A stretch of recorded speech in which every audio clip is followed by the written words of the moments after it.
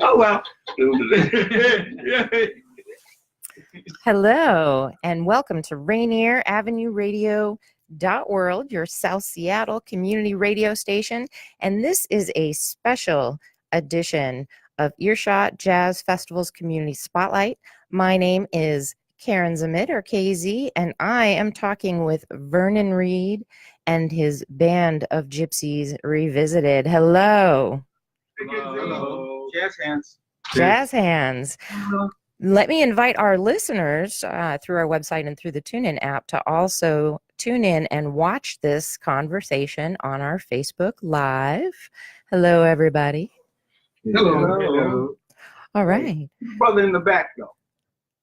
Oh, that was Tony B, our station manager. He can come and Mr. Tony D. Shout out to Tony.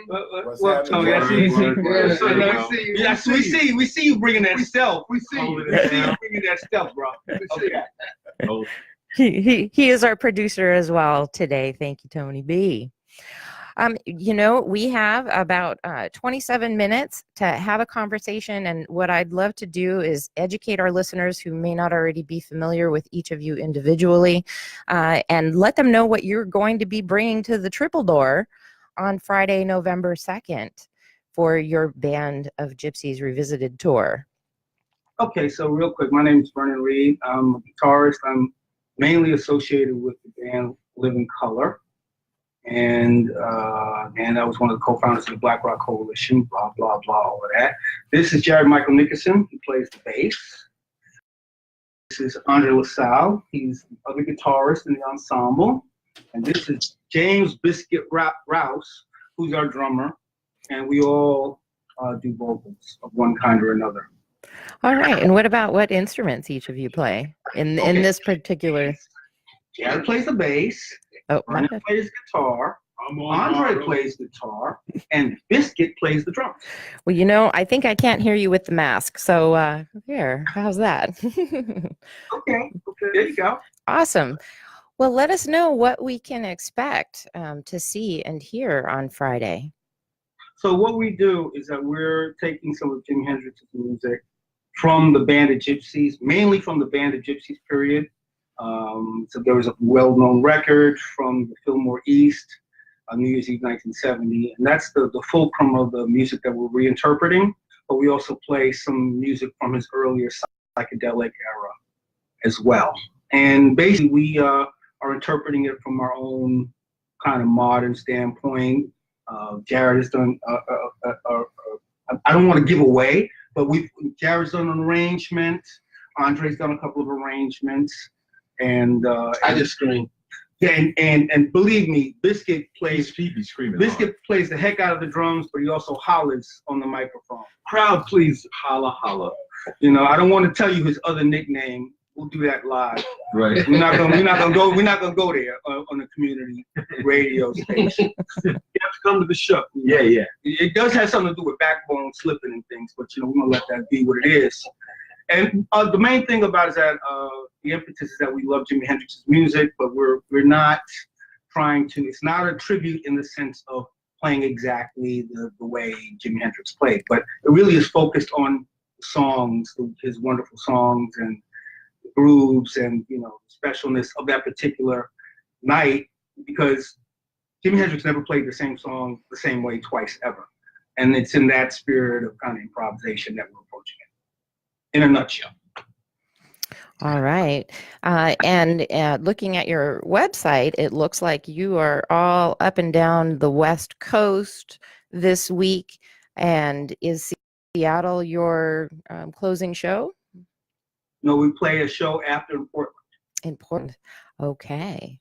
And where are y'all from? Where are you bringing this music from? Pretty much we're from the East Coast. Biscuit's from Philly. André and myself, we're from Brooklyn. Jared's from Hoboken, New Jersey, by way of Dayton, Ohio. Dayton, Ohio. Sorry. Ohio players, shout out. Right. Yep. I Right. was born in London. It's a weird story that I won't get into now. Well, we have some time. I would actually Love to highlight the level of world-class musicians that Earshot Jazz is able to bring to Seattle for us to enjoy. Who would like to take the first turn at describing where your background, what your background is, and who you've toured and played with, and what bands that you have been with? Because I understand that this is a special project, that this isn't something that you do all the time. That correct? Pretty much, yeah, that's correct. So I'm from Philadelphia, PA. PK kid, grew up in church, playing in church, singing in church, performing arts kid. Studied classical, jazz, and everything else in between. Toured with J.T. Taylor from Kool and the Gang, Lauryn Hill, Khalees, Screaming Headless Torsos, and just played around other people as well, and just played around New York, around the funk and jazz scene, the fusion scene.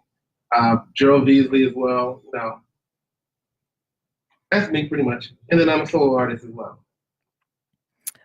Awesome.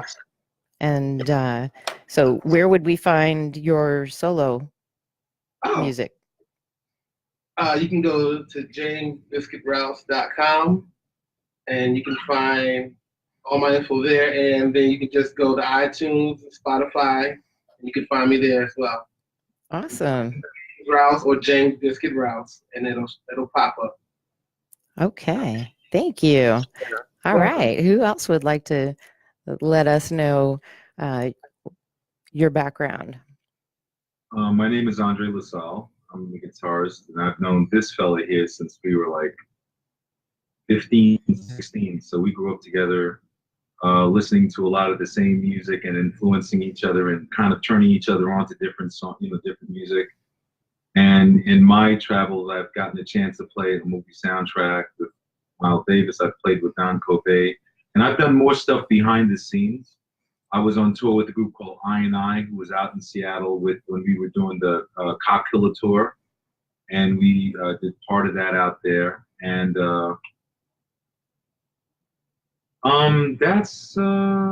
I've been playing guitar for a couple of years, and again, been associated with Vernon for a long time as kids, so again, we have a long history together, and very honored to be out here with my brother, doing something that we've been involved in, the type of music, and we've been influenced by it. So it's great to be able to come out here and do music that we've been influenced by, and do it in a way that is true to us and hopefully gives honor to the people that we're doing it about. Oh, well, I am at this is quite the treat, since Jimi Hendrix is from Seattle, is actually buried here as well. So I know that myself and everybody that I've spoken with is really excited about y'all coming here, and so we appreciate the opportunity to talk with you in advance. All right, and I'd like to finish the circle. Got a lot of history also. My name's Jared Michael Nickerson. Hey. I'm from Ohio. I'm a Buckeye. Born in Cleveland, grew up in Dayton back in the 70s through the whole funk scene, high school talent shows that developed Slave and Ohio Players and Fazo and Roger Troutman and all that. Pretty much bring that funk to every opportunity. I pretty much use that funk every opportunity I can with the people I've played with. And those include the English band of Charlie Musselwhite. I played with Vernon in groups. I have a group with the writer Greg Tate by the name of Burnt Sugar, the Orchestra Chamber. That one also. That André is also in. We're celebrating our 20th anniversary next year. We have 18 releases, and we've toured the world all off the grid. I do all the business for the band. I have a degree in business because I wanted to see the top dollar, not just be like a side person and sort of have to move around in the dark to see what my money is. I like to see what all the money is, and then pay musicians as much as I can and treat them as they should be treated. Wow, we could have a whole separate interview just on that topic. I would love to. I would love to. So where can people find, stay in the know about that upcoming anniversary? Well, there's already a date listed. We start with January 10th at Lincoln Center, and then January 31st at the Brooklyn Museum of Art. We have a website, burnsugarindex.com, that lists all the players and the history of the band, all the albums. You can find at least probably 12 to 15 of the releases on CD Baby. Vernon and I have also been in a band with DJ Logic by the name of the Ohembi Brothers, Yeah. which is, I mean, that name should be able to tell you everything you need to know. And that's a fly band that has recordings and a future. Definitely. Okay. Burnt Sugar Index. Do you think you'll be coming to Seattle for that? You know, we've been to Seattle, and big shout out to John Gilbreth, who does a fabulous job. He's a wonderful human being. We all love him. I love him dearly, and he's known us from the very, very beginning. He's been a supporter of everything that we do in New York. So shout out to John. Awesome. Yes. I ditto that. RainierAvenueRadio.World has really been thrilled to have the privilege to be able to showcase some of the artists that Earshot Jazz is bringing to Seattle for their 30th anniversary of this festival, this annual festival. Matter of fact, we spoke yesterday with Harriet Tubman, and Yeah, friends. All compadres all friends. Yeah. Years back. we joked about you possibly crossing paths at the airport, but then it sounds like you are going to be convening in Portland. Yes. Yeah, that's the last day of the tour. All right. Well, JT in particular said to say hi, and I said that I would. Thank you, Absolutely. Casey. Thank you. All right. And then Vernon, please do us the privilege of sharing your background with us as well. Well, it's a kind of convoluted. It's a convoluted thing. That's why I'd much rather you do it. It starts from this very weird fact, a little creepy. But I was born in the same hospital where Jimi Hendrix was declared dead. Oh. I was born in St. Mary's Hospital in Paddington, and that's the hospital where Jimi Hendrix was taken to by the ambulance when the ambulance driver he choked on his own vomit. It was terrible, obviously terrible loss. And that weird fact, when I found that fact out, that's been a thing that's kind of weirdly haunted me. I didn't know that at the very beginning of hearing him and getting into it. But at some point, when I was reading about the facts of his passing, it came up that he went to St. Mary's, and that freaked me out. And my connection to his music is funny because when I was in high school, I had a friend who said, "Man, you're into guitar. You gotta." And I heard Santana, and I started to play. And he said, "Man, you gotta hear this record." And the first record I heard of Jimi Hendrix was the Band of Gypsys record, and in particular, the song "Machine Gun" had a mind-blowing effect on me. And I also remember that I had seen Jimi Hendrix on TV on the Dick Cavett Show when I was much younger. Before I started playing guitar, I remember, because at that time, 60s and 70s, if a black person came on TV, it was an event. It's like call all your relatives to turn the TV on and see this black person. So then he was wearing this blue kimono, and he was different than any other person I'd ever seen. He wasn't like Bill Cosby. He was a different kind of dude. And so through the years, I give a lot of credit to Ernie Isley from the Isley Brothers, because Jimi Hendrix had played with the Isley Brothers. And then Ernie Isley was a little kid when Jimi Hendrix played with him. Of course, Jimmy became a big influence on Ernie. So the point of that is, in the 70s, after Jimi Hendrix had passed, Jimi Hendrix's sound was still alive in a way, with songs like Fight the Power and Who's That Lady and Journey to Atlantis and Hope You Feel Better Love. Ernie Isley is just on fire on those tunes. And then there were other bands like Edwin Birdsong. He had put out a record called Supernatural, which featured a guitarist named Ronnie Drayton.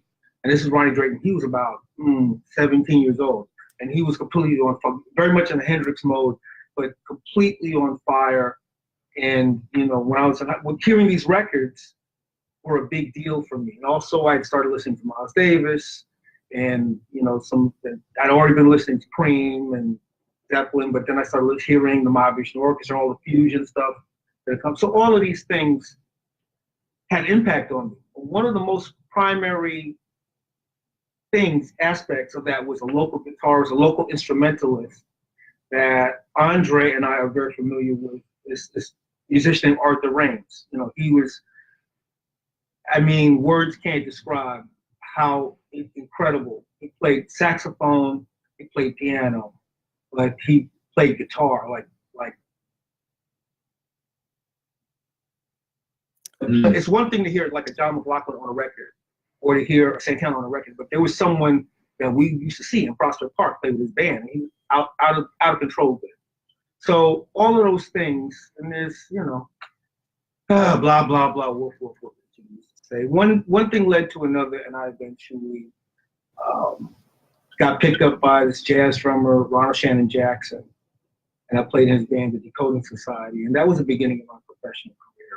And through the years, I've been fortunate in meeting and playing with people like Jack Bruce, and meeting and playing with Carlos Santana.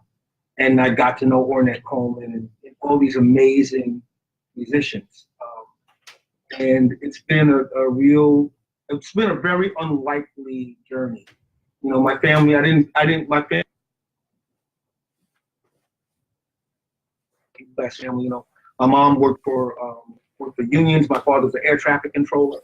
And I really was the first professional artist in the band. So it's been a wild ride. And meeting these fellas through the years, we have all these interlocking connections. You know, like James plays with Dave Fusinski, who's like talking about guitar. He's like ridiculous. He's actually a professor at Berkeley. And the first time I heard James, I said, "This dude is out of, you know, bad as hell." And then he sent me a link to one of his tracks to hear him sing. I said, "Guys, he sings like a bird on top of playing, you know." So, you know, the connection with me and André. I mean, André is the first person to actually show me the chords to Little Wing. So when we were teenagers, so there's a interlocking, you know, connection between the four of us. I'm sorry. Tony's over here letting me know that I should let our listeners know who they are hearing speak right now. And that was the legend Vernon Reid. And there's some funksters in this town who, when I mentioned your name, they are definitely excited to come and see you, and asked me to ask if you're planning a meet and greet after the show. Sure. Okay. That's Triple Door on Friday, November 2nd, and you have 2 shows scheduled, actually. Great. Besides, you know, we're having so much fun. Every song from every set is different every time we do it. So it's every time. So we're having, you know, the audience should expect to be asked to participate too. Right. So tell them to come to both shows. Yeah, word. Oh, well, they may have to stand in line. So you are listening to RainierAvenueRadio.World, your South Seattle community radio station. And this is a special edition of our Community Spotlight series, focusing on the artists of the Earshot Jazz Festival 2018. My name is Karen Zammit, or KZ, and I am talking with Vernon Reid, Band of Gypsys Revisited.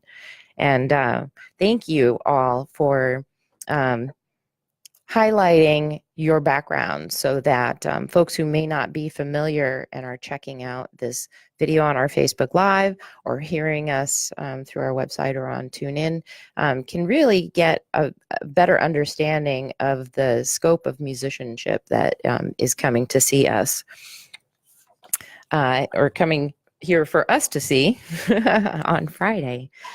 Difficult. All right. Well, I'm kind of curious about, have you ever done this project before, or is this a first time, and what is prompting it happening now? We've all played, Hendrix music has been really ubiquitous. And with Living Color, I've played the Experience Music Festival. We've all had, our time playing Hendrix's music. This particular combination of musicians is really fortuitous, because when the idea came up to do a band of Gypsys Revisited, one of the things that I said was, well, we got to have a drummer that can sing. You can't really approach that. That's one of the things that's unique about the Band of Gypsys record, is that they're basically two lead singers, which is pretty, unprecedented for its time. Jimi Hendrix sang lead and Buddy Miles sang lead. And that was just a very different thing to have in the dynamic. So, they were really, it was like, James was the first person that came to mind. I was like, oh, that cat was killing it with Screaming Hellas Torsos, and he's a cool brother too. So, and it's just been fun. It's a longer, weirder conversation to have about it, but it's a challenge. well, we can do short and weird. I'm uncomfortable every day. I'll just say that. But I'm also having so much fun that my lack of comfort is overcome by the amount of fun we're having. I think that's a common experience for folks who are in the spotlight. But I don't know that I heard what prompted this happening now. Well, why not now? Well, I was just wondering if there was any significant factor that went into it. Well, the part that serendipity is that I think it's going to be 50 years since the Band of Gypsys actually got together true. this year. That's true. So this is even though it may not have been planned that way, it's something that is it's coinciding. That's true. Next year will be a big yeah, right. Yeah, it will be a big anniversary for the Band of Gypsys. Yeah. So we're ahead of the curve. Yeah. True. So we're working up to the big anniversary. We're ahead of everybody else. We were here first and planted our flag. Word. Who better to do it? Thank you. Rhetorical question, I take. No, we like your opinion, please.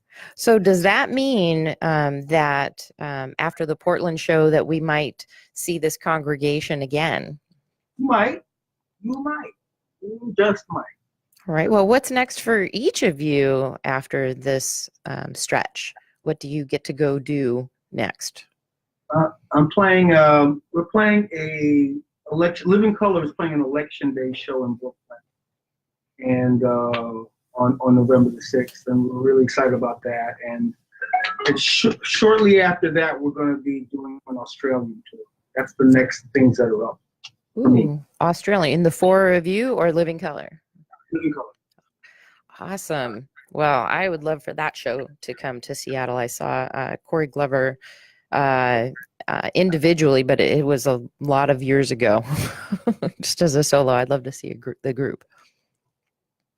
So Seattle, we'll just plant that. Seattle. As I mentioned, there are funksters here who have appreciation. What about the rest of you? What do you get to go do after this run? So some of the next shows that I'm doing will be with the Burnt Sugar Band, and that's coming up again, doing a 20th anniversary thing, and we're playing Lincoln Center and Brooklyn Museum. And some other shows are going to be in between, but those are going to be like the two main things that we're doing, getting ready for that, gear up, shows, and who knows where it's going to go after the New York gig. All right. Anybody else? For me, back to the recording studio. Trying to finish up my next record titled Love, Life, and Depression. And back in the studio with Screaming Hellas Torsos, we're also trying to finish up a new EP. So I'll be in the studio. Yeah. Okay, well let's make sure to share that with RainierAvenueRadio.World when it comes out. Indeed. Yep. Ditto us also. Burnt Sugar is in the studio mixing, or we're actually going to release 3 CDs next year, a mixtape of a sort of like a collage of all the records that we've put out. And we have a brand new 25-minute piece that's going to come out also at that time, probably on flash drive. And then I'm also going back and doing a cabaret show with an artist by the name of Tammy Faye Starlight. And we're doing a tribute to the Rolling Stones, their Satanic Majesty's Request. So this, in New York, there's all kinds of things popping, and we're popping with it. It's funny. It just reminds me. I'm going to be going into the studio to make a solo record. Going into the studio to make a follow-up solo record to my last Mask record. So I always forget to mention it, but I'll be doing that in this winter. Awesome. Well, we would love to be your Seattle resource to share that breaking news with our audience when it happens. And I also do want to share that Band of Gypsys Revisited has a website that you can check out. And so since the complete name is Vernon Reid Band of Gypsys Revisited, the website is VRBOGRB.com. Thank you. Thank you very much. Beautiful. Well, thank you so much. It's really been a treat to get to know each of you, and we are looking forward to seeing you this Friday, November 2nd at the Triple Door in downtown Seattle for 2 shows, an early show and a late show. And actually, hey, listeners of RainierAvenueRadio.World, you have a chance to win tickets to the late show. Starts at 9:30. All you need to do is share the Facebook Live video or message us, or you can email us at RainierAvenueRadio.World@gmail.com and let us know something that you learned from this interview that you didn't already know and why you'd like to go to the show for a chance to win. And we thank Earshot Jazz for partnering with us and giving us this opportunity to really highlight some of the world-class musicians that are coming into town for their 30th annual festival. And thank each and every one of you for taking time. Do you have any last thoughts, words, promo, shout outs that you would like to give before we have to close out this conversation? Well, one thing I want to say is that it's a huge honor to play this music in Jimmy's hometown. Yeah, that's a huge thing. Also, I had gotten to know Paul Allen, and we just, he just passed away fairly recently, and we want to say rest in peace to Paul Allen, who's obviously a giant of the world of computing, who was very, very influenced by Jimi Hendrix. Who really took Jimi Hendrix on as a kind of personal icon for himself, and so we want to honor his spirit, because the thing is, I got to meet him playing guitar, and the thing that was funny is that even though he's a rich guy, he played pretty good. And so Quincy Jones said. He's good, yeah. He's good, you know what I mean? For all his money, he's a good guy. And so that's part of what we. And also, we lost some amazing people recently. We lost the great Sonny Fortune, who played with Miles Davis. We lost the great writer Ntozake Shange, who's from the Bay Area, and we lost the incredible guitarist Wawa Watson, who was not known for blazing solos or setting his guitar on fire, but he put that funk in everything he did. And Wawa Watson is one of our heroes in terms of the funk. So those are 4 people that we want to recognize in terms of what we're doing. So that's pretty much a vibe I want to send out. And Seattle is one of my favorite towns in the whole round world, so it's going to be good to be back. Awesome. Well, we look forward to that meet and greet after your show at Triple Door. Thank you so much. I wish we had more time to have further conversation, but thank you. And once again, you have been listening to RainierAvenueRadio.World, your South Seattle community radio station. And this has been a special edition of Community Spotlight focused on the artists of Earshot Jazz. Hey, Tony, you want to wave goodbye? All right. Stay tuned for more great programming. Happy Halloween. Thank you. Happy Halloween. Oh, yes. Boobie, boobie, boo. Ah!